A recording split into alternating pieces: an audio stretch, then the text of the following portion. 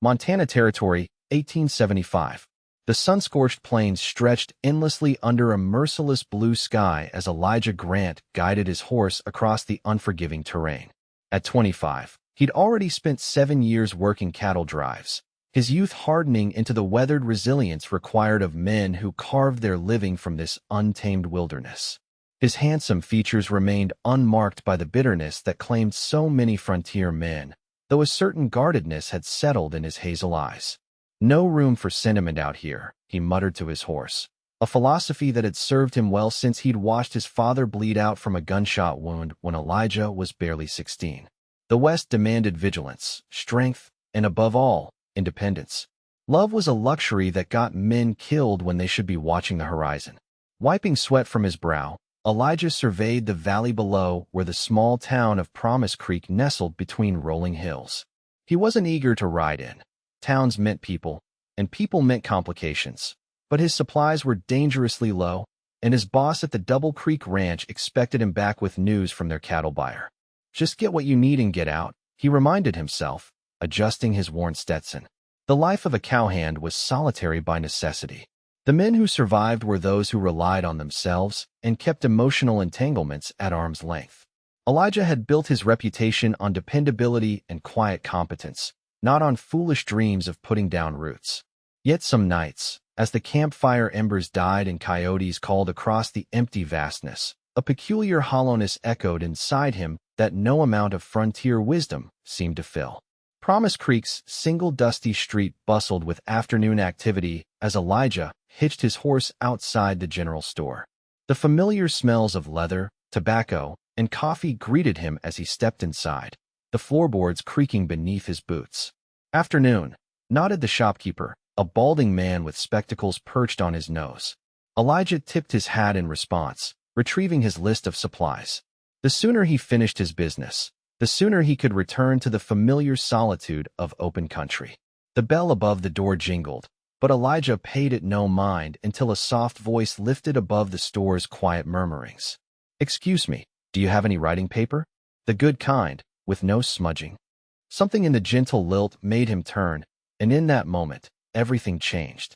She stood in a shaft of sunlight, 20 years old at most, her blue dress dusted from travel, but still elegant in its simplicity.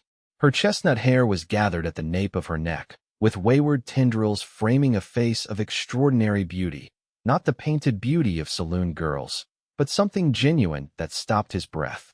There was intelligence in her blue eyes, and a quiet determination in her posture that seemed at odds with her delicate appearance. "Miss Nora Kincaid, isn't it?" The shopkeeper smiled. "Your uncle mentioned you'd be arriving. How was your journey?" "Long," she admitted with a weary smile. "But I'm here now, all the way from Boston," the shopkeeper explained to the other customers. "Come to teach at our new schoolhouse." Elijah found himself frozen, list forgotten in his hand. Something about her, the way she stood as though the frontier couldn't possibly intimidate her, the quiet confidence in her voice, struck him with unexpected force. She glanced his way, their eyes meeting briefly before he looked down, suddenly conscious of his trail-worn appearance. When he dared look up again, she was examining a bolt of fabric, but a slight flush colored her cheeks. Elijah quickly gathered his supplies, irritated by his own reaction. Eastern women with fancy education had no business in Montana Territory. They arrived full of ideals and left broken by reality. He'd seen it before. The frontier chewed up such delicate creatures and spat them out. As he paid for his goods, he caught fragments of her conversation with the shopkeeper about the schoolhouse preparations. Her voice revealed both enthusiasm and practical considerations that surprised him. "The roof still leaks in the southwest corner," she was saying, "and we'll need proper desks before winter." "Your uncle's been working hard to get everything ready," the shopkeeper assured her. Elijah shouldered his supplies, determined to leave without further distraction, but as he turned, he collided with another customer. His packages tumbled to the floor, along with something that made a distinctive metallic clatter. He crouched to gather his belongings, reaching for his father's pocket watch that had fallen from his vest, but delicate fingers reached it first. He looked up to find Nora Kincaid holding the timepiece, examining the intricate engraving on its silver case. "This is beautiful," she said, offering it to him. "Family heirloom?" My father's, Elijah answered curtly, taking it back and securing it in his pocket. I'm sorry for your trouble, she said, helping him collect his scattered parcels. I'm Nora Kincaid. Elijah Grant. His response was automatic, his usual guardedness momentarily forgotten. You work at one of the ranches? She asked, noting his attire. Double Creek. Just passing through. He stood, packages gathered, suddenly eager to escape her perceptive gaze. Well, Mr. Grant, she said with a smile that transformed her entire face. Perhaps I'll see you again. Promise Creek seems small enough that paths must cross regularly. I don't come to town much, Miss Kincaid. His tone was deliberately dismissive. Something flickered in her eyes. Not offense, but curiosity, before she nodded. Then I wish you safe travels. Elijah tipped his hat and escaped into the street, his heart beating unnaturally fast. He told himself it was merely surprise at the encounter, nothing more. Eastern women like her were temporary visitors to this harsh land. She would be gone by first snowfall, her fine manners and gentle smile unsuited to the brutal realities of frontier life. He mounted his horse, determinedly pushing away the memory of blue eyes that had looked at him with unexpected interest. The West was no place for sentiment. He had learned that lesson in blood. 2 weeks later, Elijah found himself reluctantly returning to Promise Creek. Cattle rustlers had been troubling the territory, and his boss had dispatched him to meet with other ranch representatives about organizing patrols. The meeting was to be held at the town's only hotel, and Elijah arrived early, settling into a corner of the dining room with coffee and a clear view of both entrances, a habit that had kept him alive more than once. The door opened, admitting a gust of October wind and Nora Kincaid, whose cheeks were flushed from the cold. She wore a practical brown dress now, her hair pinned up beneath a modest hat.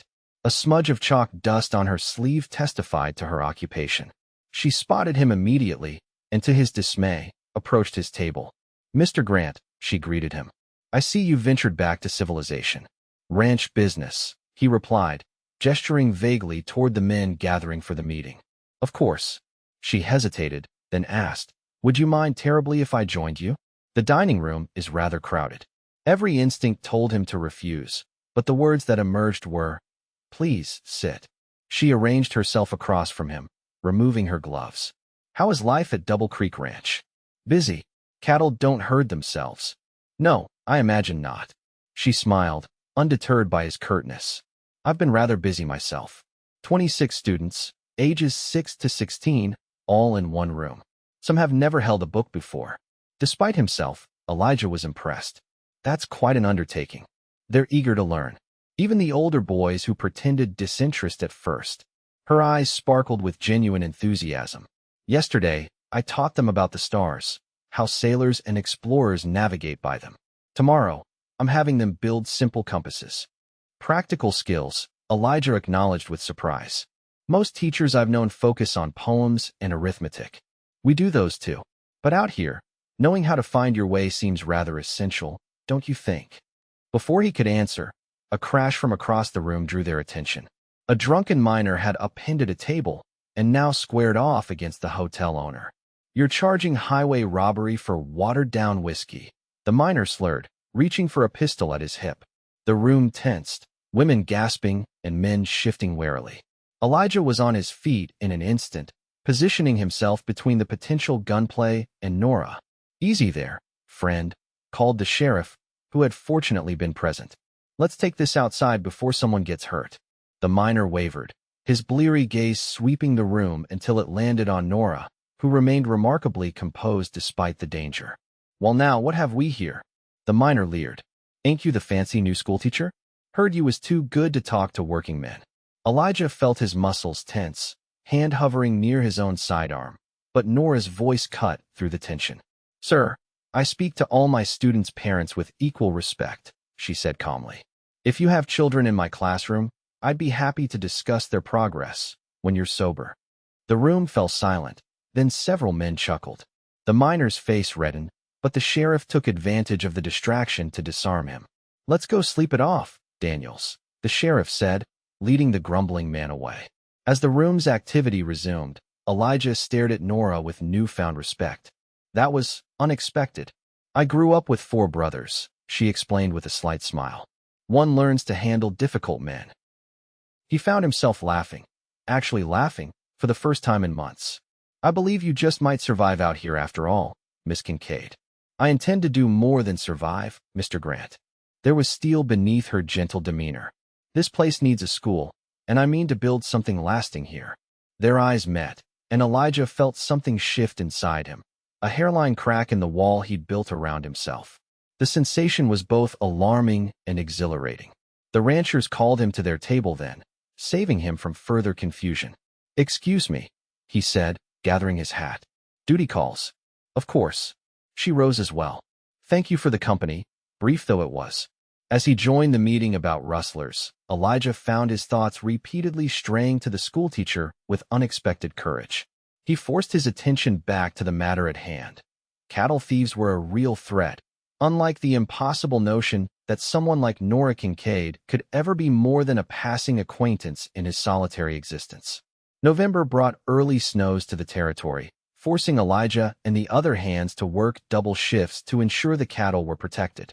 Exhaustion became his constant companion, yet sleep proved elusive. In quiet moments, unbidden thoughts of a blue-eyed schoolteacher would emerge from some treacherous corner of his mind.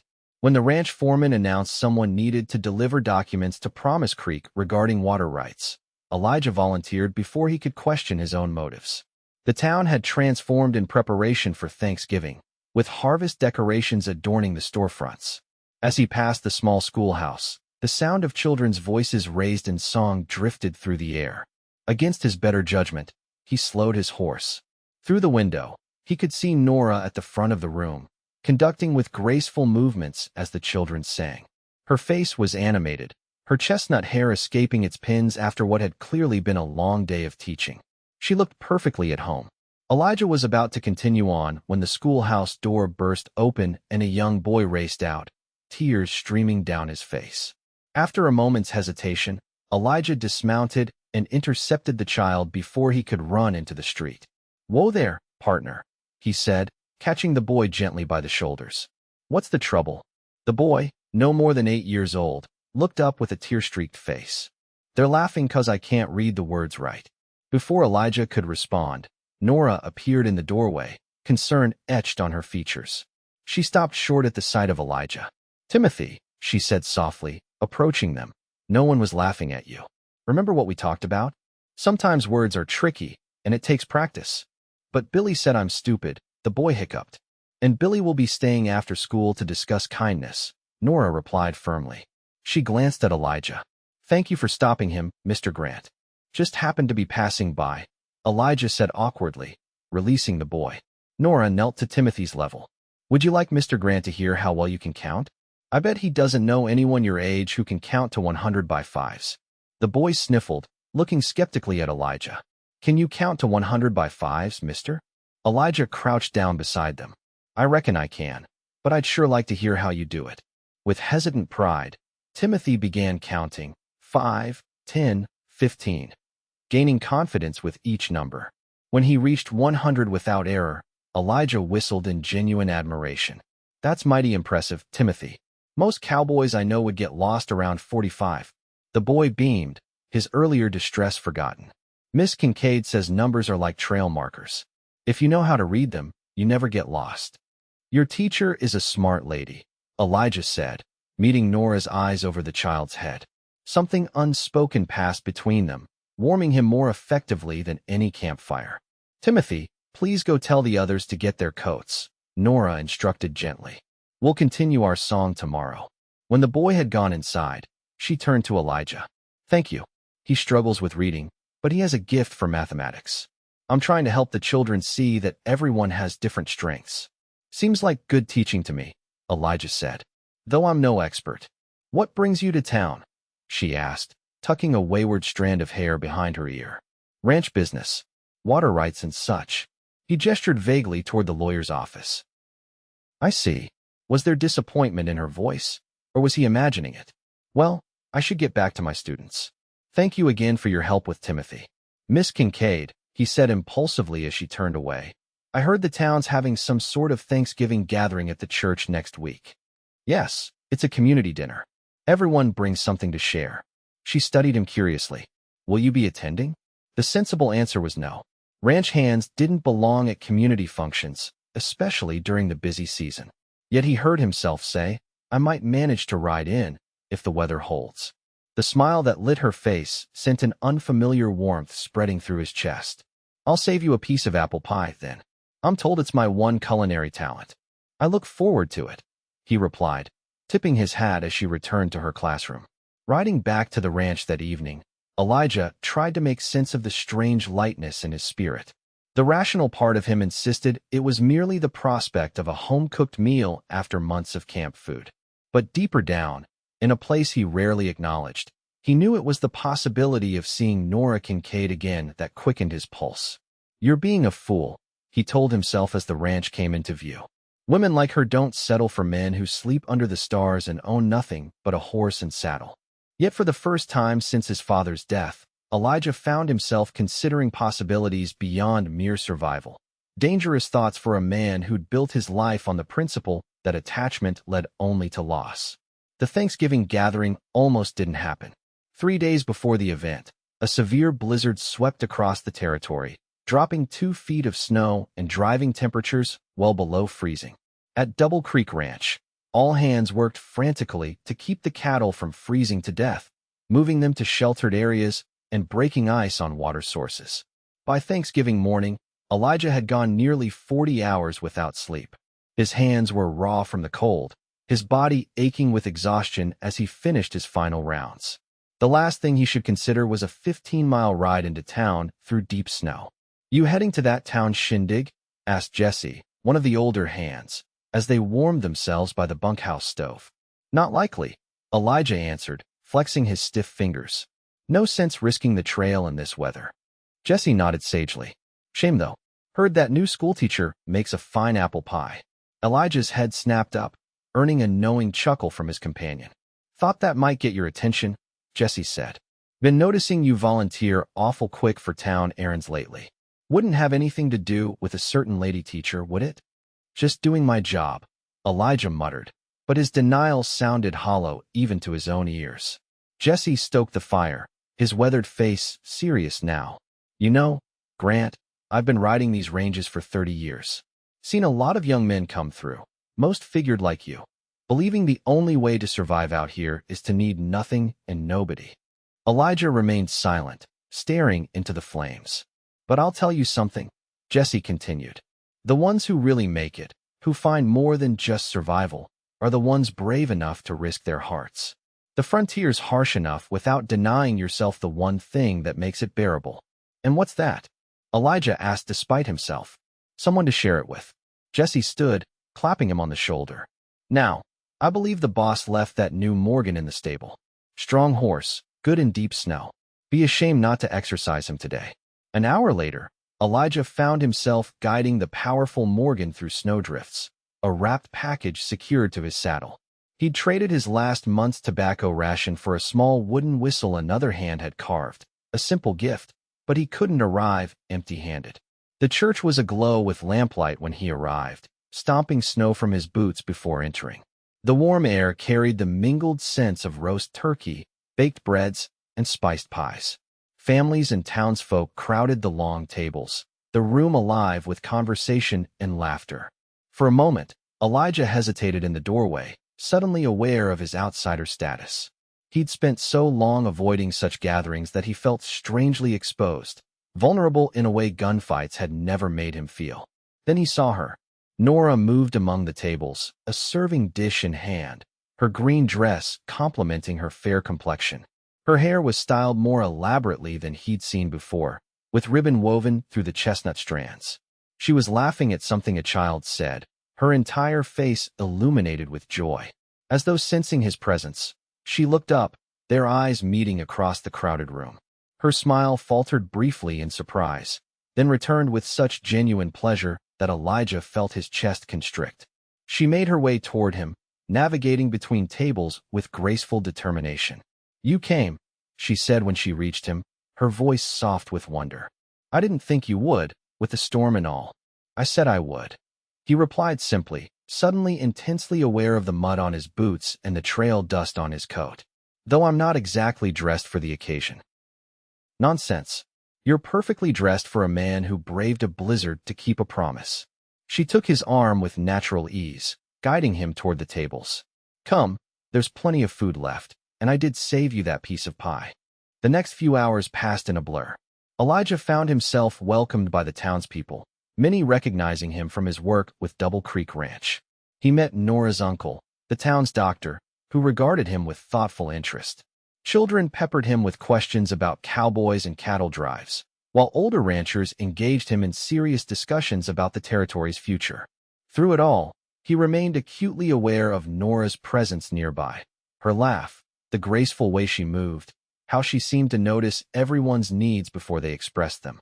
When she finally sat beside him with 2 slices of apple pie, it felt both surprising and inevitable. Well, she asked as he took his first bite, does it live up to expectations? The pie was indeed excellent, but it was her hopeful expression that truly affected him. Best I've ever tasted, he said honestly. They talked as twilight deepened outside, about her students, his work, books they'd read, places they'd seen. He found himself sharing stories he'd told no one, about his father's dreams for their own ranch, about nights alone under vast starry skies. You know the stars better than I do, she said. Perhaps you should teach my astronomy lessons. I only know them because they're reliable, he admitted. When everything else changes, they stay constant. Is that why you became a cowboy? Seeking constants in a changing world. Her perception startled him. I became a cowboy because it was what I knew. My father was working toward our own spread when he died. After that, it just seemed safer to keep moving. Safer than what? Than caring about something that could be taken away again. The words hung between them, more honest than he'd intended. Nora's eyes softened with understanding rather than the pity he'd feared. And yet here you are, she said gently, in the middle of a community gathering, having ridden through a blizzard to be here. Before he could respond, a commotion erupted at the church doors. The sheriff burst in, snow coating his shoulders. Got word of rustlers hitting the Peterson place, he announced. They're headed north with 20 head of cattle. I need volunteers to ride out. Elijah was on his feet immediately, along with several other men. Nora grabbed his arm as he reached for his coat. You're exhausted, she said urgently. You told me yourself you've hardly slept in 2 days. That makes me as fresh as anyone, he replied grimly. Most of these men have families to consider. I don't. Her fingers tightened on his sleeve. Please be careful, Elijah. It was the first time she'd used his given name, and the sound of it in her voice stirred something profound within him. Impulsively, he reached into his pocket and withdrew the small package. I brought this, he said awkwardly. It's not much. I'll open it when you return, she interrupted, tucking it into her own pocket. As a promise that you will. The intensity in her blue eyes nearly undid him. For a wild moment, he considered ignoring the sheriff's call, choosing instead to remain in the warmth of her presence. But duty and ingrained habit propelled him toward the door. Save me another piece of that pie, he called back, earning a smile that warmed him more than any fire could as he stepped out into the biting cold. The pursuit of the rustlers led Elijah and 7 other men through a treacherous mountain pass in near-blinding conditions. The thieves had clearly counted on the storm to cover their tracks, but hadn't anticipated the determination of frontier justice. By dawn, they had recovered the stolen cattle and captured 3 of the 4 rustlers, the 4th having fallen to his death from a cliff face during the chase. It was another full day before Elijah returned to Promise Creek, his body pushed well beyond reasonable limits. He delivered the captured men to the sheriff, provided his account of events, and then found himself steering his horse toward the schoolhouse rather than back to the ranch. Classes were in session when he arrived. Through the window, he could see Nora writing mathematical equations on the blackboard, her students bent over slates in concentration. The familiar sight of her, hair neatly pinned, moving with purposeful grace between the desks, created a curious ache in his chest. He had no reason to interrupt her teaching, no message to deliver or business to conduct. Yet he remained there, watching from horseback, unable to depart without seeing her smile one more time. As though sensing his presence, she glanced toward the window. Her eyes widened in recognition, and she quickly said something to the oldest girl in class before stepping outside. "You're back," she said, pulling her shawl tight against the cold. Her eyes searched his face, concern evident in her expression. Are you hurt? Just tired, he assured her. We caught the rustlers. No one on our side was injured. Thank goodness. Relief softened her features. Will you come in? The children would love to hear about it. Elijah shook his head reluctantly. I should get back to the ranch. Just wanted to. What exactly? He wasn't entirely sure himself. To let you know I returned safely. I opened your gift, she said, reaching into her pocket to produce the small wooden whistle. It's beautiful. Did you make it? Traded for it, he admitted. It's not much compared to what ladies back east might receive, but it's perfect, she interrupted. I've used it already to call the children in from recess. Her expression grew serious. Elijah, the Christmas social is in 3 weeks. I don't suppose. Hope flickered in her eyes, and Elijah found himself nodding before she could even finish the invitation. I'll be there, he promised, though rational thought insisted he was venturing into dangerous territory. The growing attachment he felt for this woman contradicted everything he'd believed about surviving in the West. Yet as he rode back to Double Creek, he couldn't deny the anticipation building within him. For the first time in years, he found himself looking forward to something beyond the next day's work. The Christmas social arrived amid another spell of bitter weather. Elijah spent the morning breaking ice on water troughs, his thoughts repeatedly straying to the evening ahead. He'd saved enough to purchase a proper gift this time, a leather-bound journal from the general store, selected with the help of the shopkeeper's wife. You sweet on our new teacher? The woman had asked bluntly as she wrapped the purchase. Just being neighborly, Elijah had muttered, feeling heat rise in his face. She'd replied, clearly unconvinced. Well, she deserves something nice. Been working wonders with those children and nursing half the town through that influenza outbreak last month. This was news to Elijah. Influenza? In town. Hit hard and sudden. Dr. Kincaid was overwhelmed. Miss Nora stepped in, barely slept for a week, moving between sickbeds. The woman tied a ribbon around the package. Lost 2 elderly folks and 1 child despite their efforts. She took the losses hard, especially little Emma Wilkins. They say Miss Nora didn't leave her side for 20 hours straight. Elijah accepted the wrapped journal, a new admiration blooming within him. Nora had never mentioned the outbreak during their brief encounters, had never sought credit for her courage or compassion. The snow was falling heavily by the time he prepared to leave for town. The ranch foreman eyed him skeptically as he saddled his horse. You must be sweet on someone special to risk this weather, Grant, he commented. Elijah didn't bother denying it this time. She's worth the ride, he said simply, securing his gift inside his coat. The journey to Promise Creek proved even more challenging than anticipated. Twice his horse nearly lost footing in hidden ice patches, and the wind cut through his heaviest coat like a knife. By the time the town's lights appeared through the swirling snow, Elijah's face was numb with cold. The town hall glowed with festive warmth, evergreen boughs and red ribbons adorning the entrance. Inside, a fiddler played lively tunes while couples danced and children darted between tables laden with holiday treats. Elijah stomped snow from his boots and unbuttoned his coat, eyes scanning the room for a particular face. Looking for Miss Kincaid? Asked a young boy Elijah recognized as Timothy from the school. Is she here? Elijah asked, trying to keep his eagerness from showing. Timothy's face fell. She was supposed to come, but Becky Miller got real sick, and Miss Kincaid went to help document. Disappointment settled cold and heavy in Elijah's chest, but concern quickly replaced it. How long ago was this? Few hours maybe? They live out past Wilson's Creek. Elijah knew the place, a small homestead nearly 4 miles from town, in the opposite direction from the ranch. If the snowstorm had worsened out there as it had on his journey in. Without hesitation, he rebut-toned his coat. When Dr. Kincaid returns, tell him his niece might need help getting back to town. The Miller cabin was nearly invisible in the wide-out conditions, identifiable only by the faint glow of lamplight through a snow-crusted window. Elijah pounded on the door, his concern mounting with each passing moment. A harried-looking woman opened it, relief washing over her face when she recognized him. Mr. Grant. Thank the Lord. The doctor left hours ago for another emergency, and the child's fever won't break. Miss Kincaid's been trying everything. The cabin's interior was stifling hot, the air heavy with the scent of sickness and medicinal herbs. In the corner, Nora sat beside a small bed where a girl of about 10 lay thrashing weakly, her face flushed with fever. Nora looked up at his entrance, exhaustion evident in every line of her body. "Elijah," she whispered, surprise momentarily displacing worry. "What are you doing here?" "Came looking for you," he said, moving to her side. "The boy said you'd been called away." Her hair had come loose from its pins, her green Christmas dress rumpled and stained with what appeared to be medicine and sweat. Yet to Elijah, she had never looked more beautiful, her dedication to this child revealing the depth of her character in ways no social conversation could.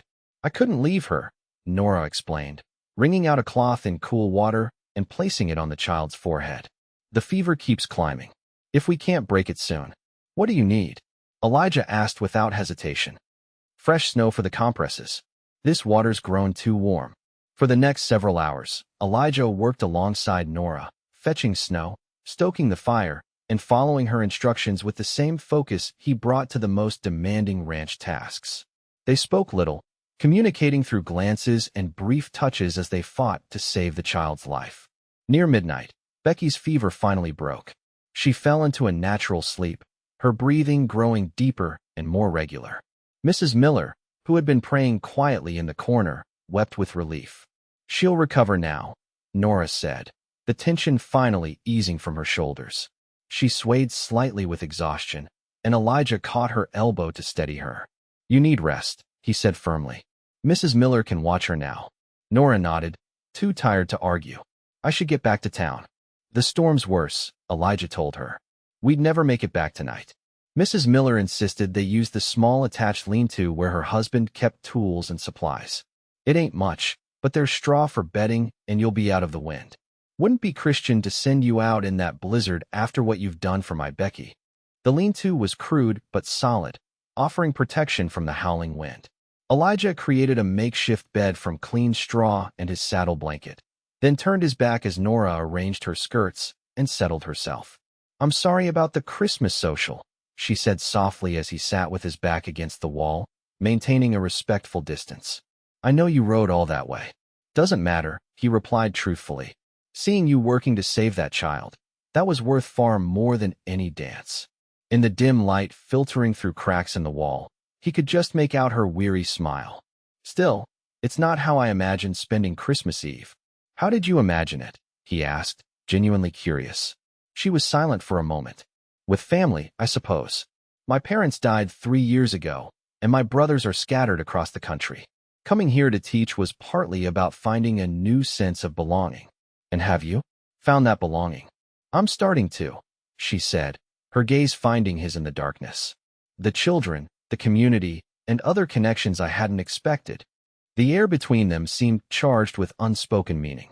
Elijah reached inside his coat and withdrew the wrapped journal. "I brought you something," he said, suddenly self-conscious. "For Christmas." She accepted it with genuine surprise, carefully unwrapping the paper despite her exhaustion. When the leather journal emerged, she ran her fingers over the embossed cover with evident appreciation. "Elijah, it's beautiful," she breathed. "I've been using scraps of paper to record my thoughts about teaching methods. This is perfect." "Open it," he suggested, watching her face. Inside the front cover, he'd asked the shopkeeper's wife to inscribe a simple message. "To Nora, who brings light to Promise Creek. Christmas 1875. Her eyes glistened as she read the words. "Thank you," she whispered. "It's the most thoughtful gift I've received." "It's nothing compared to what you give this town every day," he said honestly. "I heard about how you helped during the influenza outbreak. You never mentioned it." She shrugged slightly. "It needed doing, that's all." "That's what I admire about you," Elijah said, the words flowing more easily in the darkness. "You see what needs doing and you do it, without fanfare or complaint. You're stronger than most men I've known." Nora Kincaid. She laughed softly. "Most men don't look for strength in a woman." "Then they're fools," he replied simply. Silence stretched between them, comfortable yet charged with possibility. Outside, the wind howled across the plains, but inside their small shelter, Elijah felt a warmth that had nothing to do with physical temperature. "Tell me about your dreams," Nora said unexpectedly. "Not what you expect or what you settle for, what you truly want." The question caught him off guard. For so long, He'd refused to acknowledge any dreams beyond basic survival. Yet here, in this unlikely place, he found himself speaking truth he'd barely admitted to himself. "Land of my own," he said quietly. "A small spread, nothing fancy. Good water, healthy cattle. A place where a man could put down roots without fear of having them torn up again. And would you be alone on this land?" Her voice was soft, but direct. Elijah stared into the darkness, feeling as though he stood at the edge of a precipice. "Once, I would have said yes. Being alone seemed safest." He took a deep breath. "Now I'm not so sure." "What changed?" she asked, though something in her tone suggested she already knew the answer. "I met someone who made me question whether safety is worth the cost of solitude." He hesitated, then added, "Someone who makes me wonder if the greater risk might be never taking a chance at all." The wind rattled the lean-to walls, emphasizing the fragile shelter that protected them from the harsh elements. It seemed a fitting metaphor for the moment, two souls finding unexpected refuge in each other's company. "Get some rest," Elijah said finally, seeing her eyelids growing heavy despite their conversation. "I'll keep watch." "You need sleep too," she protested weakly. "I'm used to night watches." "Sleep now. I'll be here." As Nora drifted into exhausted slumber, Elijah maintained his vigil, watching over her with a protective tenderness that both frightened and exhilarated him. The walls he'd built since his father's death were crumbling, and he lacked the will to rebuild them. By morning, the storm had passed, leaving a pristine blanket of snow across the landscape. Dr. Kincaid arrived shortly after dawn, his relief palpable when he found Becky recovering and his niece safe. "You took quite a risk riding out in that blizzard, young man," the doctor told Elijah as they prepared to return to town. "I'm grateful for your concern for my niece." "Anyone would have done the same," Elijah replied, though they both knew this wasn't true. The ride back to Promise Creek was made in companionable silence, the three of them appreciating the beauty of the snow-covered countryside. Nora rode beside Elijah, occasionally glancing his way with a smile that warmed him more effectively than the winter sun. In town, they parted with a promise to meet at the delayed Christmas gathering the following evening. As Elijah rode back to Double Creek Ranch, he found himself contemplating possibilities he'd long considered closed to him. Possibilities that included a chestnut-haired schoolteacher with courage to match her compassion. The winter months passed with increasing frequency of such encounters. Elijah found reasons to visit Promise Creek regularly: ranch business, supply runs, community meetings. Each visit included time with Nora, their connection deepening through conversations that ranged from literature to frontier challenges to their hopes for the territory's future. By early spring, few in town or at the ranch doubted the direction of their relationship, though neither Elijah nor Nora had spoken explicitly of their feelings. Something held Elijah back, a lingering fear that admitting the depth of his attachment would somehow invite disaster. The catalyst came in April, when Elijah rode into town to find unusual activity around the schoolhouse. A well-dressed stranger stood on the porch, engaged in animated conversation with Dr. Kincaid. Nora was nowhere in sight. "Afternoon, Doc," Elijah greeted, tipping his hat as he approached. "Everything all right?" The doctor's expression was troubled.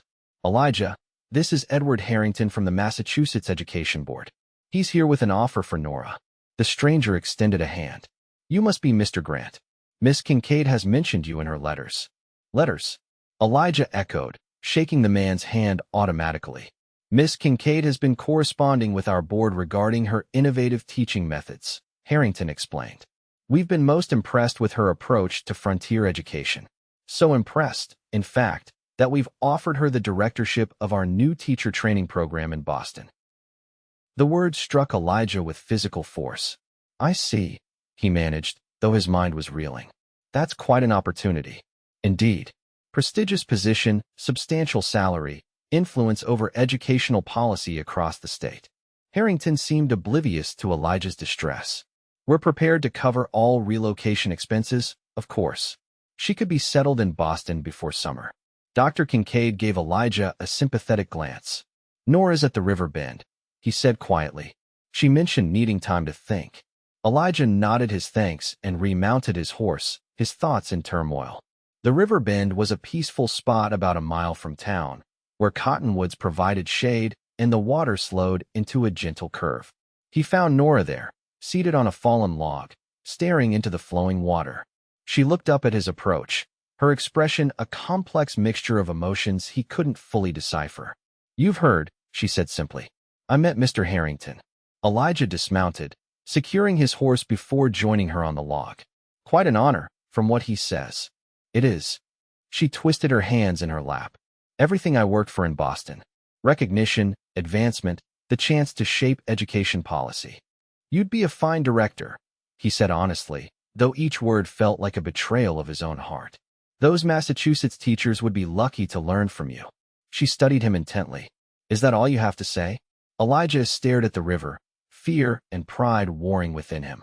The selfish part of him wanted to beg her to stay, to confess the depth of his feelings.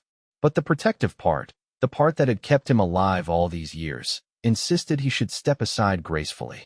Who was he to stand between Nora Kincaid and the future she deserved?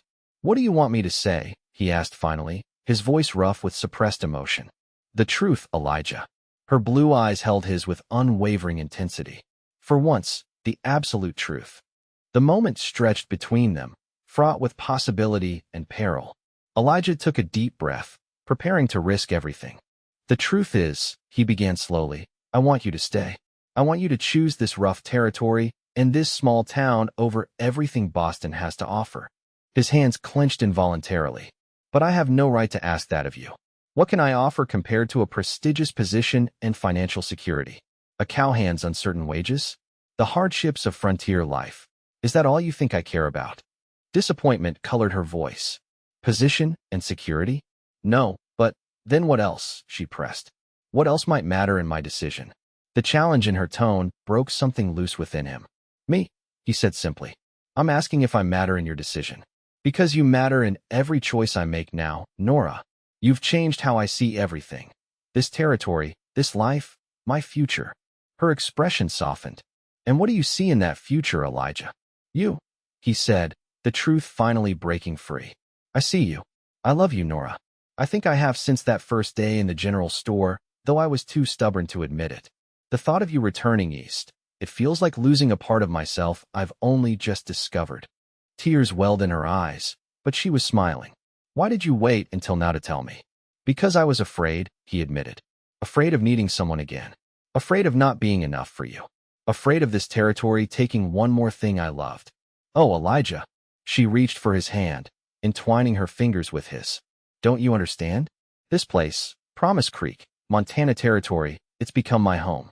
Not because of the school or the position, but because of the community. Because of the children who need me. Because of you." Hope bloomed cautiously within him.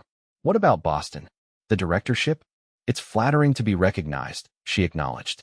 "But I didn't come west seeking advancement. I came seeking purpose and belonging." Her gaze held his steadily. "I found both here. I found them with you." "Are you saying?" "I'm saying I love you too," she declared simply. "I'm saying I choose Promise Creek. I choose the life we could build here together, if that's what you're offering." The last of Elijah's resistance crumbled. He gathered her hands in his voice thick with emotion. "It is.